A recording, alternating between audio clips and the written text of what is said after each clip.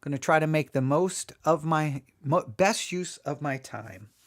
That's what I'm going to try to do. I'm going to try to recapture some time that I just felt the day got away from me, right? You you wake up, you have all these ideas, and well, you just never know how a day is going to go. So I don't know. I feel like I'm in the right frame of mind to do this broadcast. So that's what I'm going to do. So I'm going to go to YouTube really quick, and there's Theology Central. Okay. It's going to go. So I don't know. I feel like I'm in the right frame of mind. All right. I think this is good. All right. I got that done. I'm going to go back here. I'm going to go to sermon audio. I think we'll be the only one broadcasting at this hour. Yeah, and yes, we are. We're the only ones broadcasting. So I'm going to go here. I'm going to go to sermon audio. All right, we got that. So I thought we would be the only one broadcasting. And we'll give it a couple of minutes here. The map may not be working this evening, which I would not be shocked at this hour that things may not be working, perfectly. That's okay. Doesn't matter. I mean,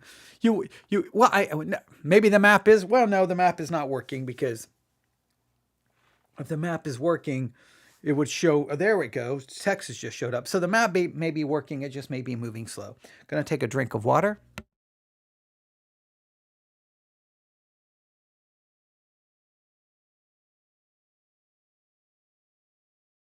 All right, I'm right here. I'm just trying to make sure that I'm ready to go. I want this episode to go really, really well. I do. But sometimes the more I want an episode to go well,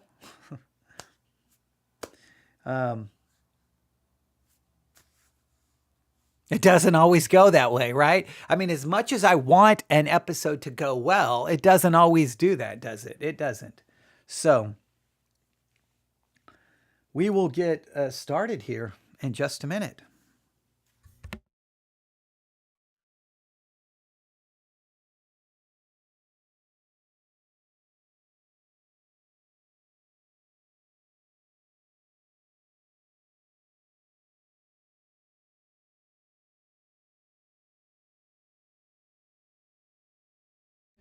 All right. Just give it a couple of more minutes. In some ways, what's going to be interesting about this, in some ways, it's going to be kind of poetic. The map shows it's just me here. So, in a roundabout way, this is going to be a discussion between me, myself, and I. And other people are going to tune in later and hear this discussion between me, myself, and I, sitting in a dark studio at almost 12:30 a.m. All right, so I think that's the way this is going to go. So let's hope it goes well. All right, I sure hope it does. I hope it does. So we'll get started here in just a minute.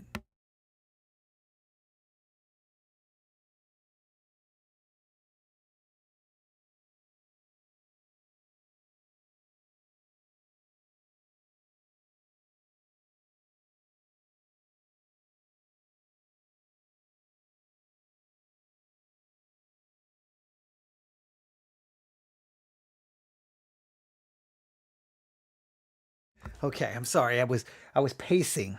I was pacing back and forth because I'm worried that this is not going to go well. And if it does not go well, then this is not going to go well for my mental health tonight. All right.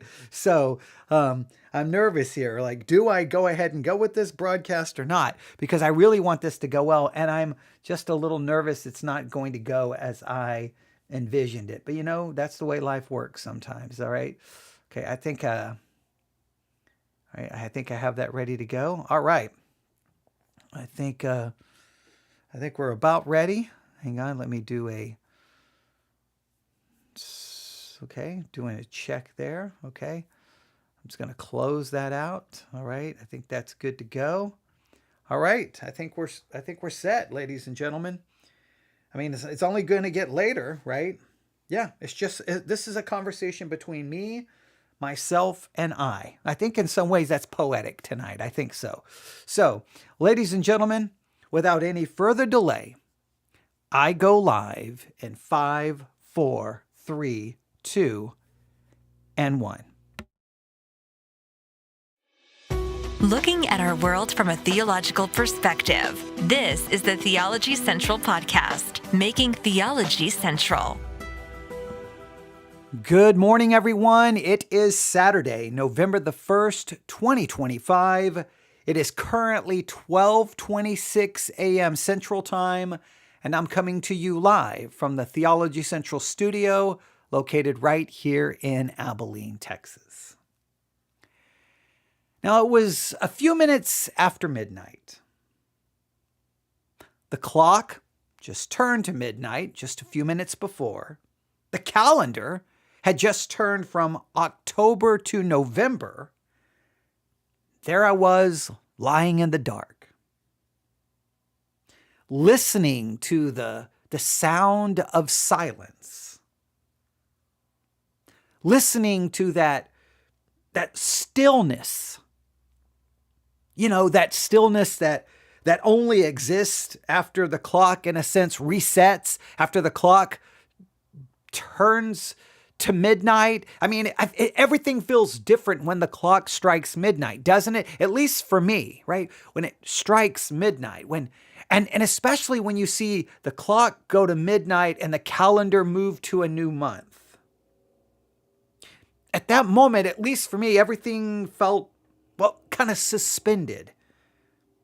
Like everything was frozen in a moment, but at the same time, I was very, very aware that, well, time was moving forward. It was this very weird, like, I could feel the stillness, I could feel the silence, but I could see that, well, it just turned midnight, it just turned November.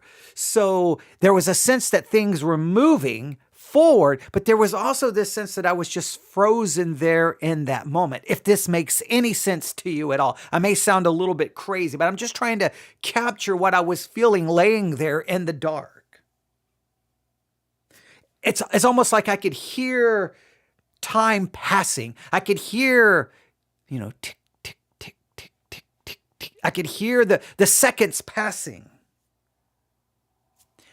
On one sense, I could almost feel like time was slipping away, but yet I was frozen. It's like I was frozen, but it's almost like I was watching time, watching life slip away as I was just frozen there in the darkness, in the silence, in the stillness. But I could feel time slipping away, but I could not grab onto it.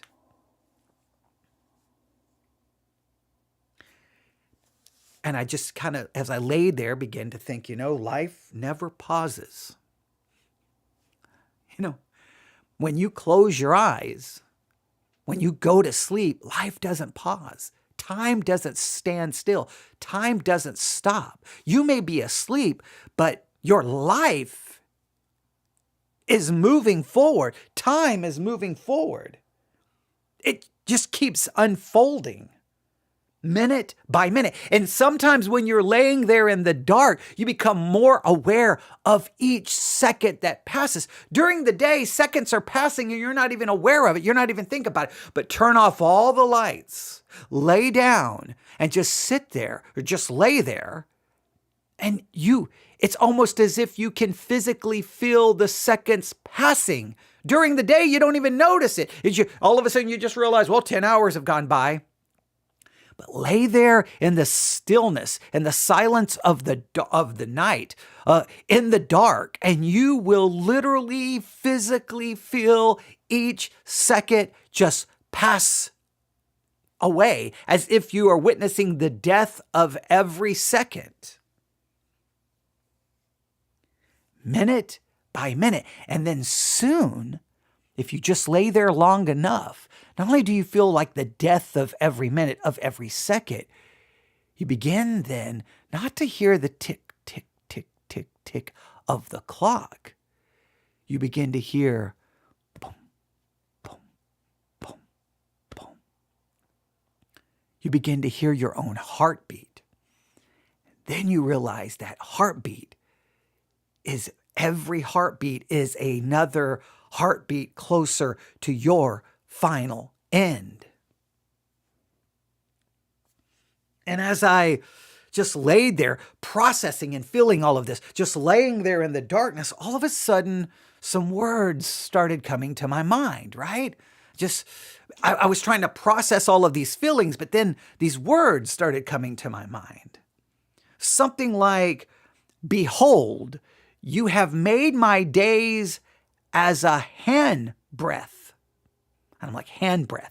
What? Okay, that's from the King James. Okay, I think that's from the book of Psalms. And this is just all going through my mind, laying there in the darkness. I'm processing all of this. And I'm like, okay, that means, well, my life is no longer than the width of my hand. So I'm laying there in the dark thinking this, and I just kind of keep saying those words over in my head. Behold, you have made my days as a handbreadth. And so then I kind of held up my hand and kind of put it right in front of my face, right? Right in front of my face. And I'm like, my life is no longer than the width of my hand. And I'm like, that's not very long. That's really short. Now, those words, as I began to sit there and think about it and tried to place them, I was kind of like, where's that from? Where's that from? Where's that from? Where's that from? And then all of a sudden I was like, I know where that's from. That's from Psalm 39. I know Psalm 39 very well, not just because of all of my study of scripture and school and all of that. It's because I made a map of tears. I made a map of tears. And as I was kind of just laying there in the dark, and I opened my iPad and I tried to get some light, and I looked over and I'm like, where is it? Where is it? And I looked around and I looked around. I'm like, okay, it's somewhere. And then I got up and like just I'm doing now. And I'm like, oh, wait, here it is.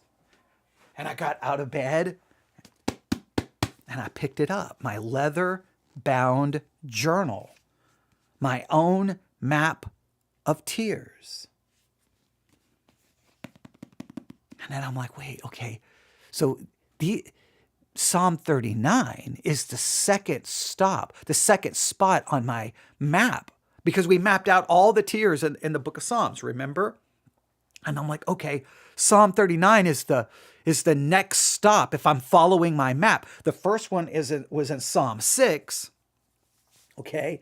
Now that one was about tears that floods the bed, that you just lay in bed and you're just weeping and you're flooding your bed with tears. Okay. But wait, Psalm 39, these feels like different kinds of tears, right?